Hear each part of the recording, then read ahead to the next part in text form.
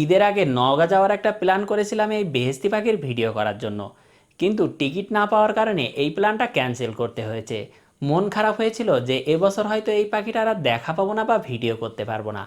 এবার ঈদে বাড়ি গিয়ে আমি চেষ্টা করেছি এই পাখিটার খোঁজার জন্য। চারিদিকে অনেক খোঁজাখুঁজি করেও এই পাখিটার দেখা পাচ্ছিলাম না। কয়েকজনের কাছে খোঁজ নিয়ে জানতে পারলাম এখানে একটা আম বাগানের কাছে এই পাখিটার দেখা পাওয়া গেছে। আমি দেরি না করে দ্রুত সেই এলাকায় চলে গেলাম। চারিদিকে ঘুরে ঘুরে সেই পাখিটার খোঁজ করছি।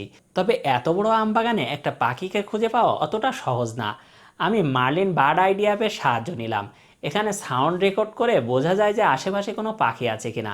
বেশ কিছুক্ষণ ঘোরাঘুরির পর সেই পাখির ডাক শুনতে পেলাম। দেখলাম পাশেই একটা আম গাছ থেকে খুব জোরে জোরে এই পাখির ডাক শোনা যাচ্ছে। এই পাখির ডাকটা আগে থেকেই পরিচিত। আমি শুনতে পেয়ে দ্রুত এগিয়ে গেলাম সেই দিকে। দেখলাম একটা আম গাছে এই পাখিটা জোরে জোরে চিল্লাচিল্লি করছে। একটু পরেই খেয়াল করলাম এখানে একটা পেঁচা আছে, আর এই পেঁচাটাকে তাড়ানোর জন্য এই পাখিটা খুব চেষ্টা করছে। এটা হওয়ার একটা কারণ আছে। এখানে আশেপাশে এই পাখিটার বাসা আছে, আর তার বাচ্চাদের নিরাপত্তার জন্য এই পেঁচাটাকে এখান থেকে তাড়ানোর চেষ্টা করছে। এটা বুঝতে পেরে আমি আশেপাশে সেই বেহেশতি পাখির বাসা খোঁজার চেষ্টা করলাম।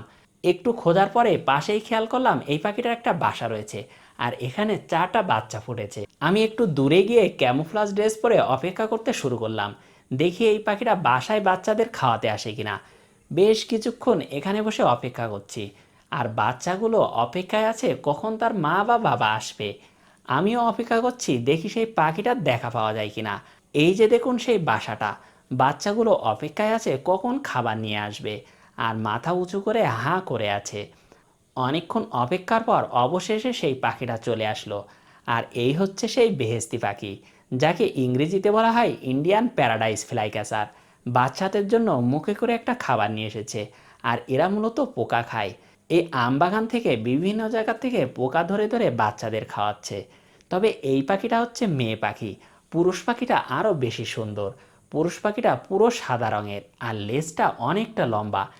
এই মেয়ে পাখিটা চারিদিকে ঘুরে ঘুরে বাচ্চাদের জন্য পোকা ধরে নিয়ে আসছে।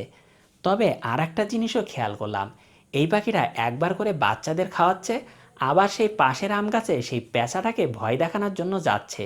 বারবার পেঁচাটাকে ঠোকাচ্ছে যাতে এখান থেকে চলে যায়।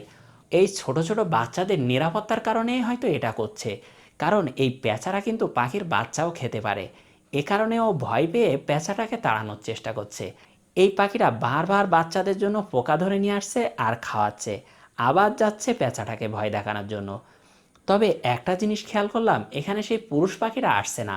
আমি অনেকক্ষণ ধরে অপেক্ষা করেছি, কিন্তু পুরুষ পাখিটার কোনোভাবেই দেখা পাচ্ছি না। তাহলে এখানে পুরুষ পাখিটা কেন আসছে না?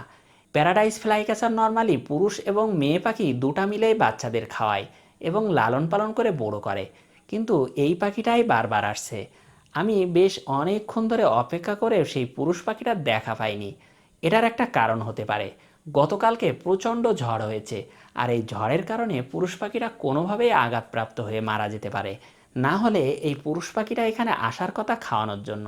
আর এই যে দেখুন বাচ্চাদের খাওয়ানো শেষে আবার গেছে সেই পেঁচাটাকে ভয় দেখানোর জন্য, যাতে এই পেঁচাটা এখান থেকে চলে যায় আর ওর বাচ্চাটা নিরাপদ থাকে। প্রত্যেক মাই চায় বাচ্চাদের নিরাপদে রাখার জন্য, আর এই মেয়ে পাখিটাও সেটাই চেষ্টা করে যাচ্ছে। এই ভিডিওটা আপনাদের কেমন লাগলো অবশ্যই কমেন্ট করে জানাবেন।